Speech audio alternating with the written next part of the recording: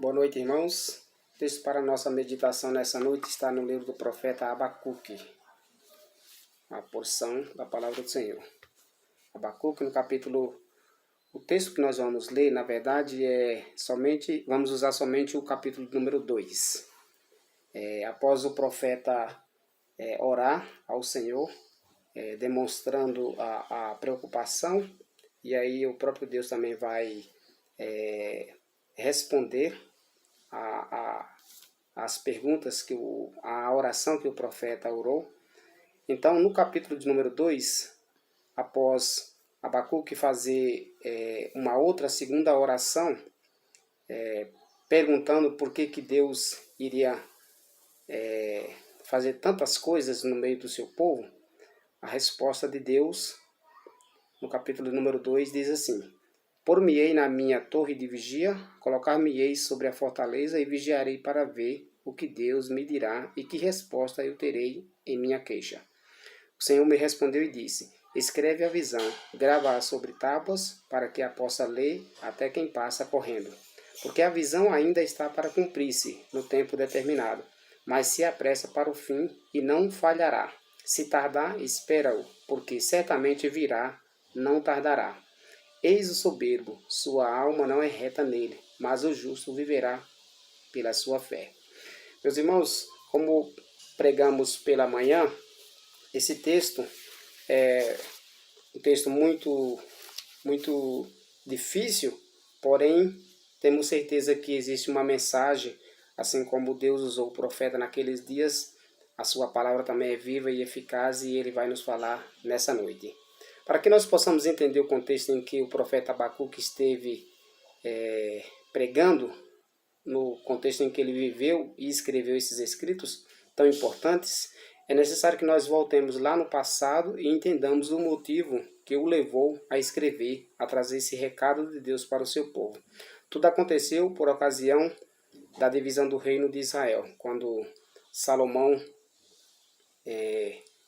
passados seus dias, após a sua morte, Roboão, seu filho, começa a reinar em seu lugar, e agora numa determinada situação em que os homens estavam reclamando, chegaram perante Roboão, dizendo que o jugo estava pesado, e pediu para que Roboão aliviasse o fardo, diminuísse os impostos. Roboão, por sua vez, ao invés de pegar conselho com os conselheiros do seu pai, ele resolve buscar conselhos com os jovens que conviveram com ele na sua época. E então, por conta disso, acaba acontecendo a divisão do reino, ficando Judá e Benjamim como o reino do sul, e as 10 tribos seguiram a Jeroboão. Então, meus irmãos, o texto, esse foi mais ou menos o contexto. Então, quando tudo aconteceu após a divisão, e aí Deus vai controlando toda a sua história no decorrer dos anos. Num determinado momento, o reino, as 10 tribos, elas se distanciam do próprio Deus, da sua palavra, e por conta disso Deus vai se encarregar de usar, vai manifestar os seus juízos e vai usar até mesmo a nação como os assírios para corrigir o seu povo. Deus, ele é soberano sobre tudo e sobre todas as coisas. Então, o que nós podemos ver é que Deus, ele tem os seus planos, ele tem os seus propósitos. Então, o profeta Abacuque, ele foi colocado por Deus, ele era o profeta, ele era a boca de Deus naqueles dias, naquele instante, e certamente ele conhecia os seus ouvintes. Então, o que nós podemos ter também de informações é que o profeta ele não é mencionado em nenhum outro livro, mas temos certeza se o seu livro está aqui no cânon, nas escrituras sagradas, é porque foi uma palavra do Senhor para o seu povo naqueles dias. Então, o versículo do capítulo 1, o versículo 1 diz assim: sentença revelada ao profeta Abacuque. Abacuque então começa a fazer uma oração. Até quando, Senhor, clamarei eu e tu não me escutarás? Gritar-te-ei violência e não salvarás. Por que me mostras a iniquidade e me fazes ver a opressão? Pois a destruição e a violência estão diante de mim, há contendas e o litígio se suscita. Por essa causa a lei se afrouxa e a justiça nunca se manifesta, porque o perverso cerca o justo, a justiça é torcida. Então, essa foi a primeira oração do profeta. O profeta estava indignado porque que existia tantos pecados. Deus então responde, ele que é o soberano, ele vai responder a queixa, a oração, o lamento do profeta. E ele diz, a resposta de Deus é bem interessante, nós podemos ver nos versículos 5 em diante.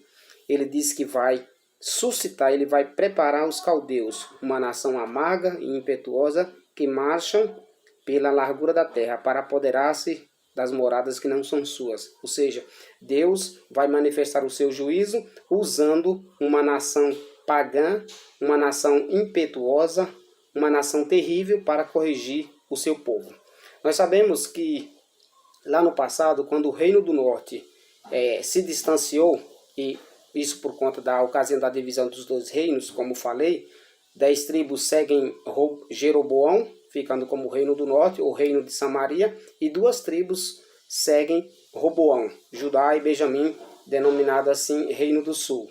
Então, Deus, ele que é o soberano sobre tudo e sobre todas as coisas, ele levantou os assírios para corrigir o Reino do Norte, num determinado momento. Isso aconteceu em 722, quando ocorreu a queda de Samaria. Mas, ainda assim, o Reino do Sul, os irmãos não perceberam, não se deram conta e não prestaram atenção. De maneira que foram também se distanciando do Deus verdadeiro. E num determinado momento também, Deus vai trazer o julgamento sobre o Reino do Sul. E nós podemos ver, Deus levantou grandes profetas como o profeta Jeremias, profeta Miqueias, Amós. Todos eles denunciaram, todos eles foram usados pelo próprio Deus para avisar o povo do perigo. Certamente eles não prestaram atenção, não se deram conta do recado do profeta, a boca de Deus falando, e por conta disso o exílio babilônico aconteceria. Eles ficariam 70 anos sofrendo porque se distanciaram, porque foram desobedientes ao Senhor. E aí nós podemos ver a queixa do profeta Abacuque era: se Deus é soberano, ele conhece tudo e sabe de todos, por que então estava acontecendo tudo aquilo que o profeta estava lamentando e buscando em Deus uma resposta? Então nós podemos ver que Deus, ele tem os seus planos, ele é soberano sobre tudo e sobre todas as coisas.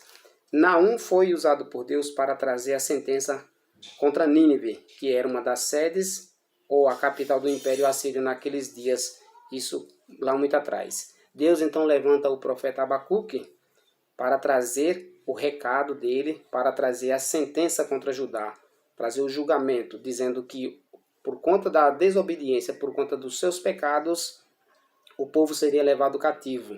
Ou seja, Deus levantaria, como ele disse que ele levantaria outra nação, ele vai usar isso como manifestação do seu juízo e vai usar uma nação para corrigir o seu povo.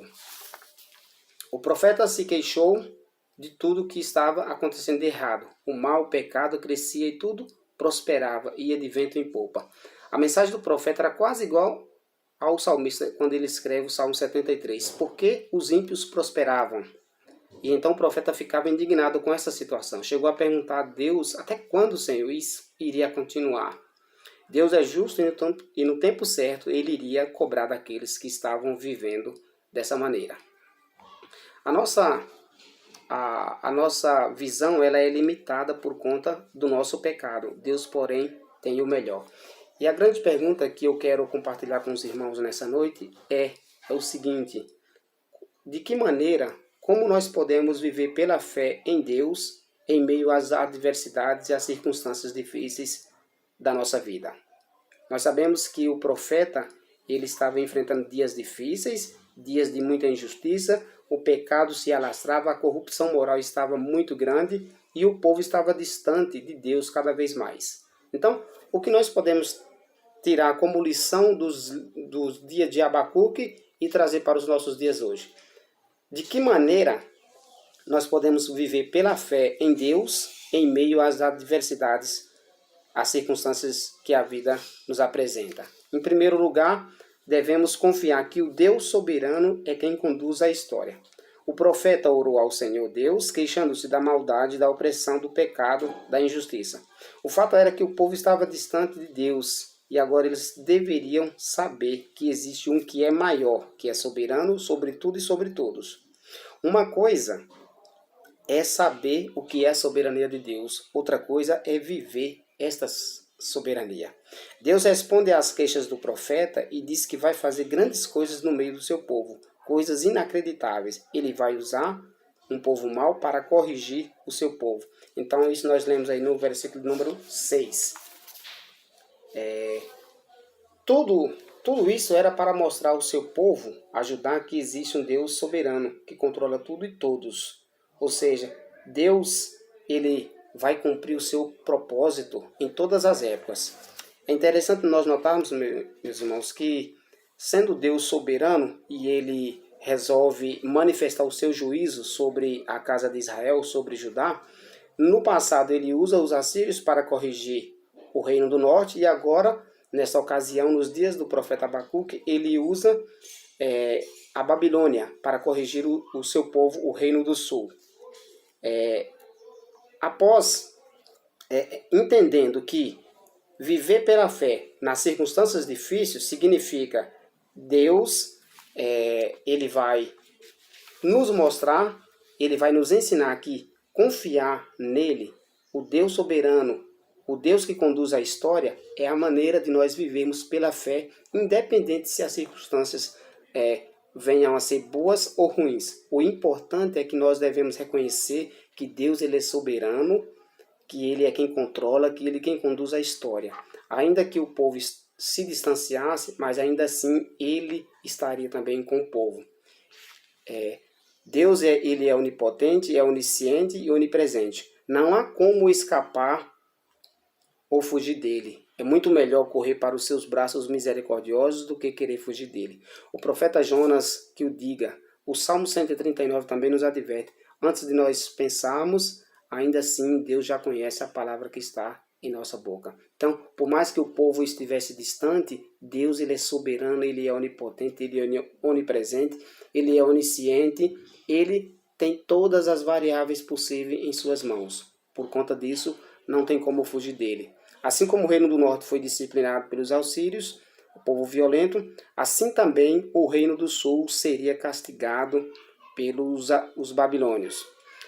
Podemos ver também que o silêncio de Deus nunca foi e serviu de aprovação dos atos do seu povo, naqueles dias bem como em nossos dias hoje. Como diz o salmista, o guarda de Israel não dorme, ele está atento àquilo que fazemos. Não adianta, meus irmãos, nós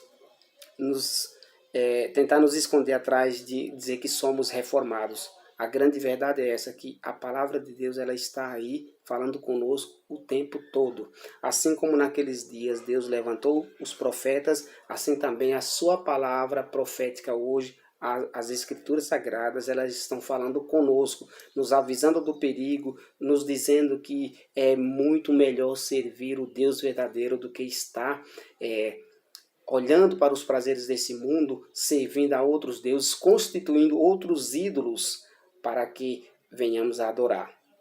Então, primeira lição: viver pela fé em Deus em meio às adversidades e circunstâncias difíceis da nossa vida significa confiarmos que o Deus soberano é quem conduz a história, independente daquilo que vai acontecer. A segunda lição que nós podemos ver nesses escritos com o profeta Abacuque é que Deus preserva aqueles que o temem. Veja só, Deus usou os babilônios para corrigir o seu povo, e nós podemos ver que entre 609 até 586 houve aproximadamente 3 invasões dos babilônios em Judá. E numa dessas 3 invasões, nós conhecemos a história da Bíblia nos ensina que Daniel e os seus amigos foram levados cativos. Deus preserva aqueles que o temem. Mesmo levantando uma nação terrível para punir, ainda assim eles seriam preservados. Veja, conforme eu usei o exemplo do profeta Daniel. Vejam Daniel 3, 16 e 18. Quando o rei Nabucodonosor ele ele constrói uma estátua e agora ele diz que quando for tocada a trombeta, todos deveriam se curvar. E nós vemos que os três amigos de Daniel, eles não se curvam. E por conta disso, a promessa era que seriam lançados na fornalha de fogo. Veja aqui, Daniel capítulo 3, o versículo 16. Veja só a resposta desses três homens. Responderam Sadraque, Mesaque e Abdenego ao rei: Ó Nabucodonosor, quanto a isso não necessitamos de responder. Se o nosso Deus, a quem servimos, quer livrar-nos, ele nos livrará da fornalha de fogo ardente das tuas mãos, ó rei. Se não, fica sabendo, ó rei, que não serviremos a teus deuses, nem adoraremos a imagem de ouro que levantaste. Deus, ele é soberano, ele conhece todas as coisas, ele conduz a história, mas assim também nós podemos ver que ele preserva aqueles que o temem. Embora ele tenha permitido que os caldeus, que os babilônios os levasse cativos no exílio durante 70 anos, ele também prometeu que estaria cuidando da sua igreja, ou seja, ele nos preserva, ele preservou naqueles dias. Um outro fato, também quando o rei Nabucodonosor disse que no espaço de 30 dias, ninguém deveria fazer oração ou súplica a nenhum homem, senão ao próprio rei Nabucodonosor, aquilo que ele havia estabelecido. E aí, de maneira que Daniel, quando soube disso, ele continuou orando. Daniel era um homem de oração. Então, Daniel era a igreja do Deus vivo naqueles dias ali, Daniel e os seus amigos.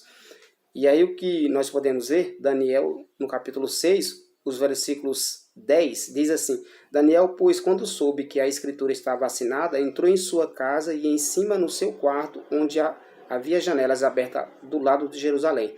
3 vezes por dia se punha de joelhos e orava e dava graças diante do seu Deus, como costumava fazer. Então aqueles homens foram juntos e, tendo achado a Daniel, a orar e a suplicar diante do seu Deus. Então, e a punição para quem fizesse isso seria jogada na cova dos leões. E é interessante nós notarmos, meus irmãos, que quando isso acontece, o rei fica triste e agora aquilo que ele havia assinado, a escritura, não poderia voltar atrás. Mas ele vai lá e cumpre. E o que nós vemos é o seguinte: quando Daniel é jogado, não acontece absolutamente nada a Daniel. Nenhum ferimento aconteceu. Ou seja, Deus livrou os 3 amigos da fornalha de fogo, de maneira que os homens que jogaram os 3 amigos de Daniel na fornalha, eles foram mortos de tanto calor. E os 3 jovens não foram mortos, foram preservados. Ou seja, Deus, ele é soberano sobre tudo e sobre todos, ele conduz a história, ele preserva aqueles que o temem. E foi isso que aconteceu. Esse também é o nosso Deus. Ele nunca falhou no cumprimento de suas promessas e usou os crentes, e por isso os crentes devem e precisam descansar nisso, todos nós. A terceira lição, depois de saber que Deus é soberano e conduz a história e tem seus propósitos, saber também que ele vai preservar aqueles que o temem, a terceira lição que nós podemos aprender com o livro de Abacuque é que nós devemos confiar que Deus sabia do que estava fazendo com o seu povo naqueles dias, bem como também em nossos dias. E aí o profeta, após ouvir a resposta de Deus, que o justo vai viver pela fé, então, agora no capítulo de número 3, o profeta vai fazer uma oração em forma de canto. Diz assim: oração do profeta Abacuque sob forma de canto. Tenho ouvido, ó Senhor, as tuas declarações e me sinto alarmado. Aviva a tua obra, ó Senhor, no decorrer dos anos, e no decurso dos anos faze-a conhecida. Na tua ira, lembra-te da misericórdia. Ou seja, Abacuque sabia dos feitos que Deus havia feito no passado, como Deus havia salvado o seu povo com mão poderosa dos egípcios lá no passado, como Deus conduziu o povo, livrou o seu povo dos egípcios no Mar Vermelho, conduziu todo o povo na história no deserto. Então Deus é maravilhoso, meus irmãos, e o profeta sabia muito bem, o profeta tinha essa intimidade. Por isso que ele vai concluir o seu livro fez a oração em forma de canto. Nos versículos 17 ele diz assim: ainda que a figueira não floresça, nem haja fruto na vide, o produto da oliveira minta e os campos não produzam mantimento, as ovelhas sejam arrebatadas do aprisco e nos currais não haja gado, todavia eu, porém, me alegro no Senhor, exulto no Deus da minha salvação. Esta foi a conclusão. O profeta, ele sabia que Deus era soberano, que estava conduzindo toda a história, todas as variantes possíveis. Ele sabia também que a sua igreja seria preservada, mesmo sendo levados cativos para ficar 70 anos no exílio, ainda assim eles seriam preservados, como ele preservou. E a terceira lição é que nós devemos confiar que Deus sempre sabe o que está fazendo com o seu povo em todas as épocas. Ele soube no passado, ele soube nos dias de Abacuque, ele sabe também em nossos dias. Deus havia livrado o seu povo no passado quando o resgatou com mão poderosa. O povo que foi sempre desobediente, o povo foi incrédulo, e acabaram adorando o bezerro de ouro no lugar do Deus verdadeiro. Foi por conta disso que muitas vezes Deus se indignou e aqueles idólatras foram mortos. Sendo o Senhor soberano que conduz a todos, sendo também aquele que preserva o seu povo de tudo, independente das circunstâncias que porventura viemos a passar, ele também tem consciência plena que o que faria com o povo era reconduzi-lo ao caminho correto, às verdades da justiça, ao verdadeiro arrependimento. Ou seja, Deus usou nações impiedosas, nações terríveis como os assírios para corrigir o seu povo, o reino do norte. Deus usa os babilônios para corrigir o seu povo, o reino do sul. Mas tudo isso tem um objetivo, que era para reconduzi-los ao arrependimento. O versículo de número 6 do capítulo 3 diz assim: ele para e faz tremer a terra, ele sacode as nações, os caminhos do Senhor são eternos. Ou seja, ele estava permitindo que um povo mau estivesse corrigindo, disciplinando o seu povo, mas tudo tinha um propósito, que era levá-los ao caminho do Senhor novamente. Mais tarde, eles também seriam punidos. Veja, Deus, ele é soberano, ele usou os assírios e os assírios foram derrotados.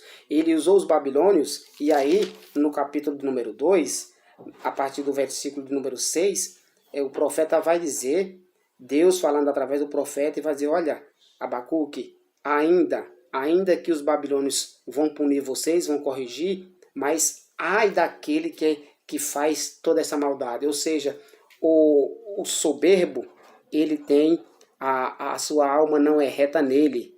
Ele pagará pelos seus pecados. A justiça demora, mas ela não tarda. Deus é fiel e ele vai cumprir os seus planos, ele vai cumprir todas as suas promessas. Diferente, o justo, ele vai viver pela fé. Foi essa justiça, foi essa fé que fez com que Abacuque entendesse que Deus era soberano, conduzia a história, ele preservava a sua igreja, e que ele sabia o que estava fazendo. Por isso que ele vai concluir dizendo que ainda que a figueira não floresça, ainda que não houvesse fruto, ainda que não houvesse ovelhas no aprisco, ainda que nos currais não houvesse gado, todavia eu vou me alegrar no Deus da minha salvação. Que palavra excelente, meus irmãos, da boca do profeta Abacuque para aqueles dias, para também os nossos dias hoje. Deus, ele é o Senhor da história, ele conduz a todos, ele sabe o que está fazendo, ele é poderoso.